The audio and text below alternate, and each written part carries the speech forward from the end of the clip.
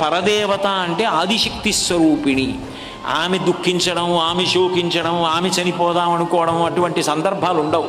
ఎంత గొప్ప రాక్షసులైనా ఆమె దునుమాడుతుంది. అటువంటి ఆదిశక్తి స్వరూపిణి ఆమెయే చెప్పుకుంది అయోధ్యకాండలో. లక్షితేయం మయా సీత, ఆ తల్లి అధమే కృషక్షేత్రం లాంగలాదుద్ధితామయా అంది. నేను మా నాన్నగారు జనక మహారాజు గారు నాగలి పెట్టి భూమిని దున్నుతుంటే పైకి లేచాను అని చెప్పుకుంది. పైకి లేచేది కుండలిని శక్తి. అంటే నేను లలితాపరాభట్టారికా స్వరూపాన్ని ఆదిశక్తిని అని చెప్పుకుంది.